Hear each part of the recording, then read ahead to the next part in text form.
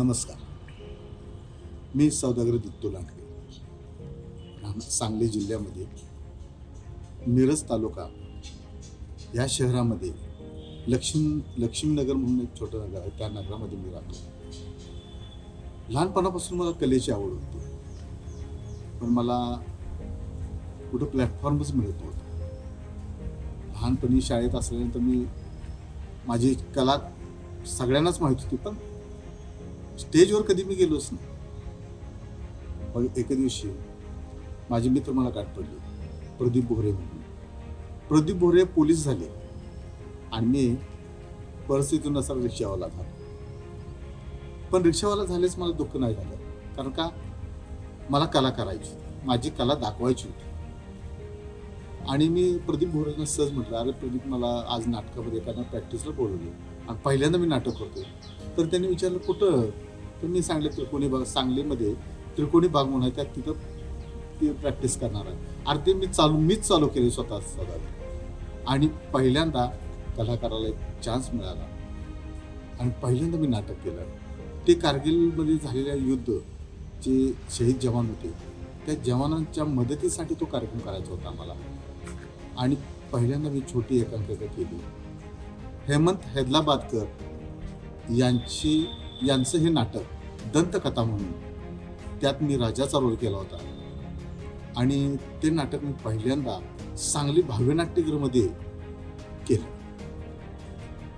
माझ्या मित्रांना, माझ्या नातेवाईकांना आणि माझ्या ओळखीच्या लोकांना फक्त सौदागर माहीत होता, साधा आणि फळा.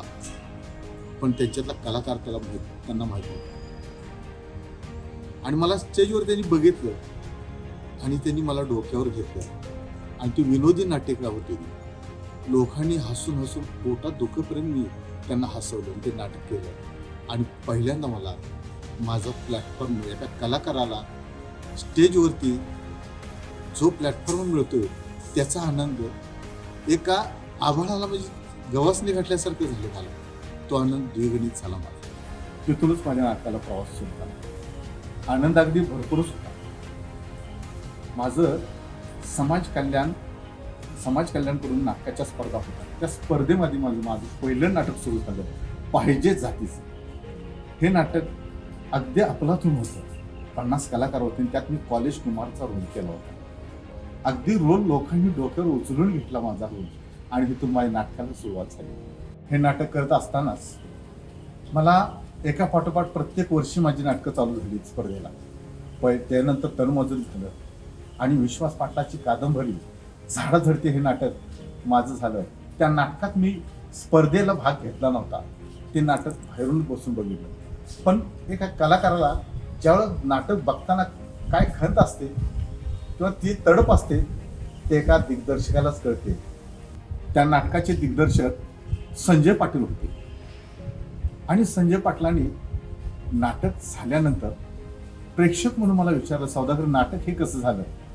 आणि मी त्यांना सांगितलं, नाटक सर खूप सुंदर झालं. या नाटकाचा पहिला नंबर आला. झाडधरते हे नाटक पहिल्या नंबरला आलं सांगलीमध्ये. आणि अंतिमला ते मुंबईला गेलं. त्या नाटकामध्ये मी काम केलं. आणि त्यात ते नाटक बघण्यासाठी मुंबईचे मोठे कलाकार गिरीश ओक हे नाटक पाहण्यासाठी आले होते. आणि आमच्या नाटकाचा तिथं सुद्धा नंबर आला, झाडधरतीचा. त्याच्यानंतर माझं दुसरं नाटक झालं वडाची वाडी म्हणून. वडाची वाडी नाटक बघण्यासाठी सतीश तारे आले होते. आणि तो सांगलीमध्ये भव्यला प्रयोग झाला. त्याचा सुद्धा सांगलीमध्ये पहिला नंबर आला. आणि परत इथून पुढे नाटकाची माझी सुरुवात होत चालू झाली. वडाची वाडी नाटक माझं झालं. त्यात मी कडक लक्ष्मीचा रोल केला आणि ते पण नाटक पहिल्या नंबरला आलं. त्याच्यानंतर माझं सरहद नाटक झालं. त्या सरहद नाटकामध्ये मी बॉर्डरच्या शिपायाचा रोल केला. त्याच्यानंतर माझं परत लगेच नाटक झालं तर नेताजी भुईर लेखक यांचं नाटक होईल तर दणक्यात हे नाटक केलं. आणि त्यात मी 3-4 रोल केले. परत त्याच्यानंतर माझं नाटक झालं फाटक्या आबाळामध्ये पोतराजाचा रोल केला. त्यानंतर मी सरहद नाटक केलं आणि सरहद नाटकामध्ये मी कडक लक्ष्मीचा रोल केला होता. अशी माझी एका पाठोपाठ एक नाटकं, हे प्रत्येक नाटकं माझी नंबरमध्ये आली. हे वाटचाल करत असतानाच पुढे एक दिवस असा आला की महेश कोळीने मला सांगितलं, सौदागर, आपण पिक्चरमध्ये काम करायला जायचं. प्रदीप रेळेकरांना भेटलो आणि प्रदीप बेर्डेकरांच्या शोध या चित्रपटामध्ये मी अंडेवाल्याचा रोल केला. माझ्या आयुष्यातला पहिला चित्रपट होता की तो मला वर घेऊन जाणारा होता. शोध या चित्रपटात काम करत असताना माझ्याबरोबर लक्ष्मण बेर्डेचे मोठे भाऊ रवींद्र बेर्डे यांच्याबरोबर माझा रोल झाला. तो आनंद एकदम फार वेगळा होता, कारण एवढ्या मोठ्या कलाकाराबरोबर माझ्यासारख्या छोट्या कलाकाराला काम करायला मिळालं ह्याच्यासारखा आनंद वेगळा कुठंच नव्हता. आणि त्यानंतर मग माझ्या पाठीमागं पिक्चर चालूच झाले. त्याच्यानंतर सौभाग्यवती सरपंच केला, आई शक्ती देवता केला, भिवू नकोस मी तुझ्या पाठीशी आहे तो सुद्धा पिक्चर मी केला. त्याच्यानंतर माझा भंडारा ह्या चित्रपटामध्ये माझा मोठा रोल होता. 2014 राजकारण केलं, नंतर शॉर्ट फिल्म चालू केली. शॉर्ट फिल्ममध्ये माझी गोष्ट एका शेतकऱ्याची, lockdown rickshaw, police real life short film केली, धनुष्यबाण ही शॉर्ट फिल्म केली. त्याच्यानंतर सावकाश पुढं गाव हाय हे वेब सिरीज केली. असे अनेक पिक्चर आणि शॉर्ट फिल्म अशा केल्या. ही एक माझी खंत आहे. पाहिजे तसा प्लॅटफॉर्म मला मिळालाच नाही, कारण माझी आर्थिक परिस्थिती पोटासाठी रिक्षा ठेवायची आणि आवड म्हणून नाटकातून पिक्चरमध्ये काम करायचं. कलाकार हा बघूनच गेले 29 वर्ष मी त्या क्षेत्रात काम करतो, कला या क्षेत्रात. पण यश पाहिजे तसं मला मिळालंच नाही. ही खंत माझी राहून तशी. आजकालचा जमाना असा आहे की आज एखाद्या नवीन पोराला ते मोबाईल, नंतर टी व्ही, लॅपटॉप या माध्यमातून छोट्या छोट्या कलाकारांना आज त्यांना आपला वाव मिळाला करायला. पण त्या काळी आमच्या काळी असं काय नव्हतं. आम्हाला मेहनतच करावी लागायची. केव्हा व्हिडिओ नव्हता, काढला तर कोणीतरी लग्नात नाही एखाद्यानं काढला तरच ते शूटिंग व्हायचं, नाही तर व्हायचं काय. गेले 29 वर्ष मी या कलाक्षेत्रात आहे. माझं खच्चीकरण थोडं झालं त्याला अनेक कारण, माझी आर्थिक परिस्थिती असेल आणि बऱ्याच गोष्टी असतील. पण ह्या ग्रामीण भागातले असे काही कलाकार आहेत की खरंच त्यांना व्यासपीठ मिळालं पाहिजे.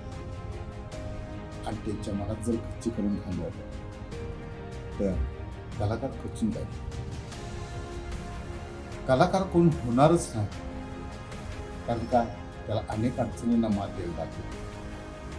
म्हणून माझी सगळ्यांना एक विनंती आहे, तळागाळातल्या ह्या ग्रामीण भागातल्या या सर्व कलाकारांना चांगला प्लॅटफॉर्म मिळावा आणि त्यांना चांगलं काम मिळावं ही माझी मनापासून आणि कलाकार म्हणून एक तळमळीची विनंती सर्वांना.